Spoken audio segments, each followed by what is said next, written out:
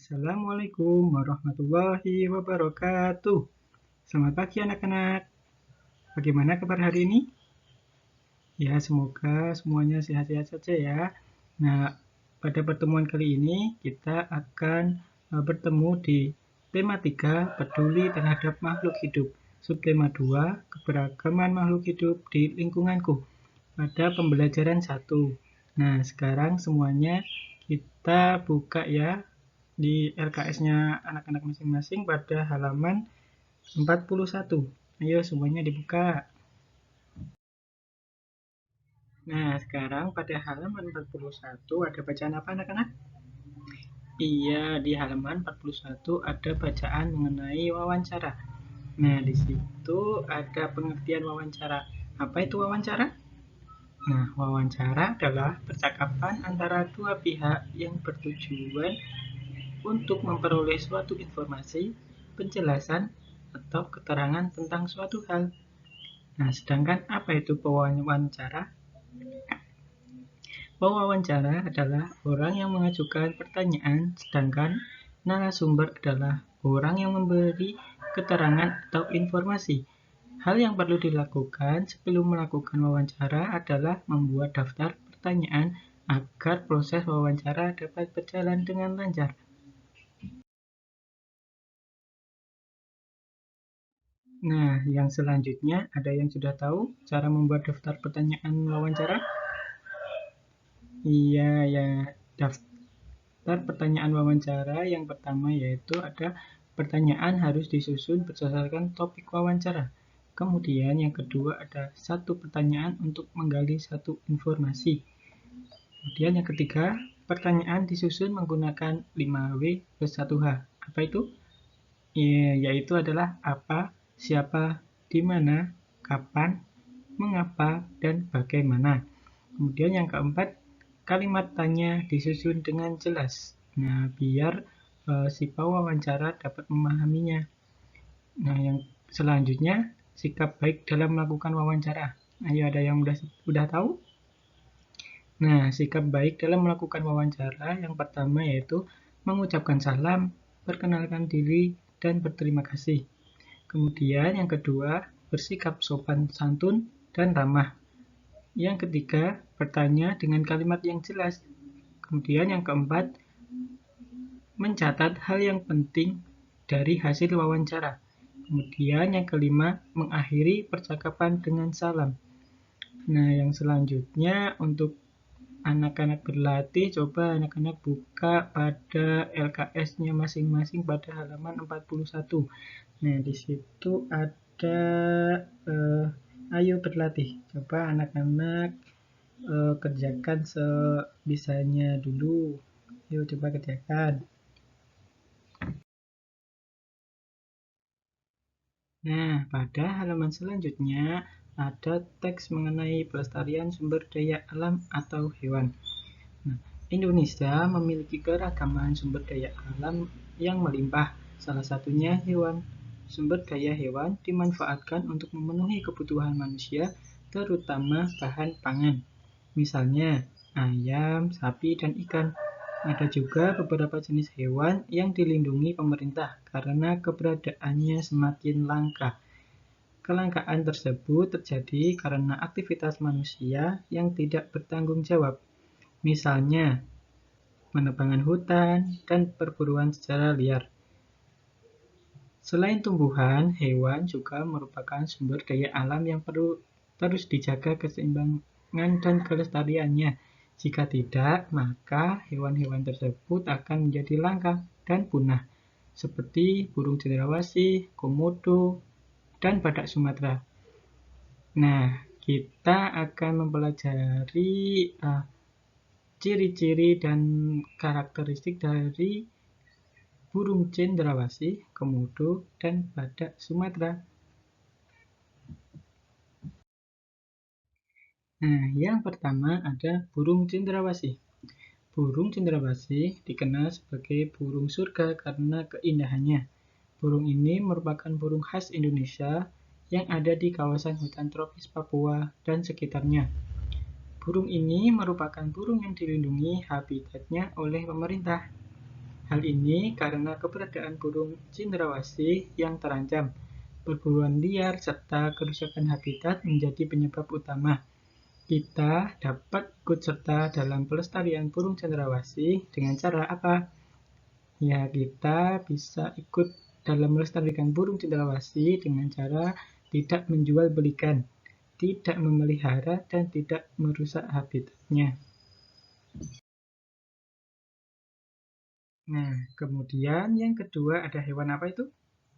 Ya, yang kedua ada hewan komodo. Ada yang tahu apa? Ada yang udah tahu komodo seperti apa? Apa ada yang udah pernah lihat? Iya, nah komodo adalah hewan yang hampir mirip dengan biawak raksasa dengan panjang mencapai 3 meter dan berat 136 kg. Ciri komodo yaitu badan berwarna abu-abu gelap, bersisik, berkuku tajam, dan lidahnya menjulur bercabang dua. Komodo merupakan hewan endemik yang terancam punah. Endemik berarti hewan ini hanya hidup di wilayah tertentu. Komodo hanya hidup di Pulau Komodo, Nusa Tenggara Timur. Faktor komodo terancam punah, ada yang udah tahu kenapa? Ada faktornya apa? Iya, faktor komodo terancam punah yaitu adanya kegiatan manusia seperti perburuan liar, alih fungsi lahan, dan pembakaran hutan. Kalian dapat berpartisipasi dalam pelestarian komodo. Bagaimana caranya? Iya, seperti memperbanyak pengetahuan tentang komodo sehingga dapat memahami alam liar dan menghargainya. Selanjutnya yang ketiga. Ada yang udah tahu gambar apa itu? Gambar hewan apa? Iya, yang ketiga ada badak Sumatera. Nah, badak Sumatera merupakan satu-satunya badak asli yang memiliki dua cula. Badak Sumatera tersebut terancam punah. Perburuan badak Sumatera ini diambil culanya menyebabkan berkurangnya populasi badak Sumatera tersebut. Rusaknya hutan akibat aktivitas manusia yang tidak bertanggung jawab menjadi ancaman utama bagi kelangsungan hidup badak Sumatera yang tersisa. Salah satu upaya yang telah dilakukan oleh pemerintah adalah dibangunnya Suaka Lindung Sumatera yang merupakan suatu upaya untuk menyediakan kawasan alami sebagai pusat operasi perlindungan badak Sumatera.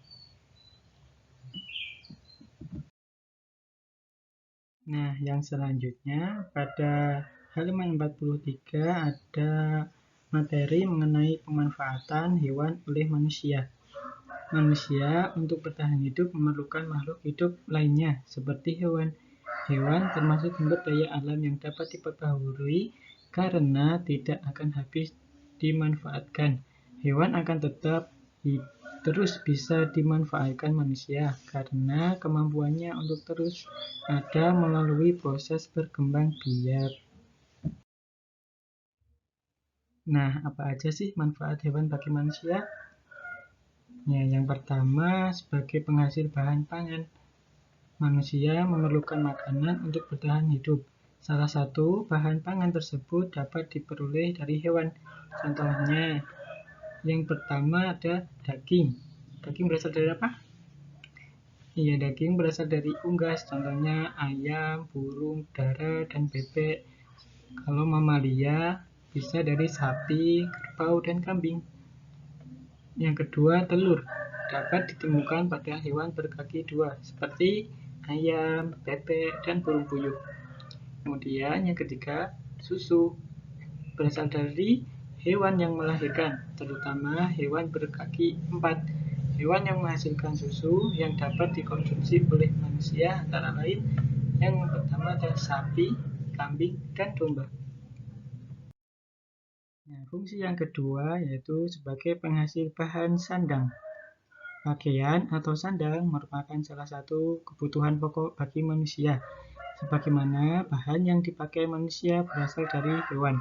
Contohnya yaitu pakaian, bahan wol berasal dari rambut domba. Pakaian Bahan pakaian sutra berasal dari ulat sutra.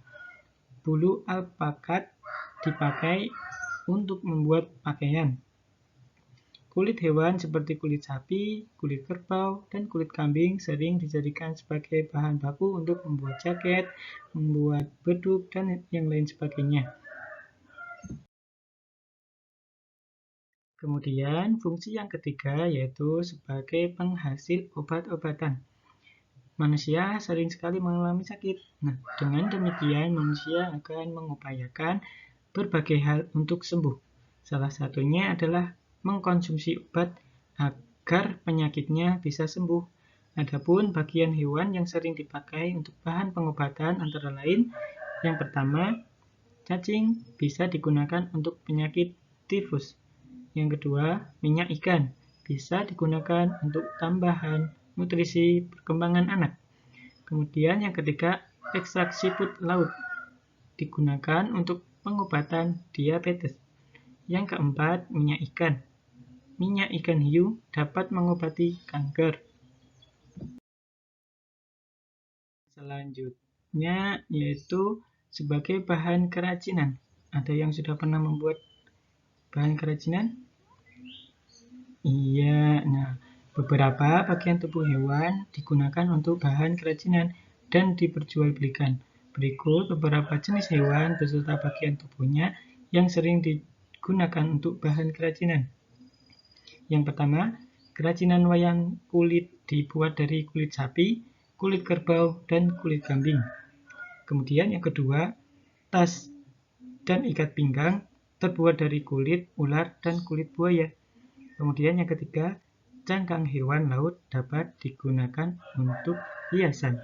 Kemudian yang keempat, beberapa jenis hiasan di dinding sering terbuat dari tanduk kerbau dan tanduk rusa. Kemudian yang terakhir adalah dimanfaatkan tenaganya. Manusia sering memanfaatkan hewan untuk diambil tenaganya. Tenaga hewan sering digunakan untuk meringankan pekerjaan yang dilakukan oleh manusia. Berikut adalah contohnya. Yang pertama, sapi, kerbau, kuda sering digunakan untuk menarik gerobak atau endong. Yang kedua, sapi dan kerbau sering digunakan petani untuk membajak sawah.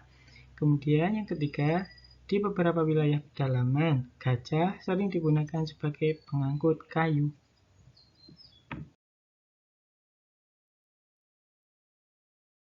Nah, cukup sekian ya anak-anak pembelajaran pada hari ini. Semoga anak-anak paham semuanya dan mampu menjaga dan melestarikan makhluk hidup di sekitar kita. Dan semoga ilmu yang kita dapatkan bermanfaat. Sebagai evaluasi penilaian dari hari ini, anak-anak Bapak minta untuk mengerjakan soal evaluasi di buku LKS-nya masing-masing pada halaman 46 ya.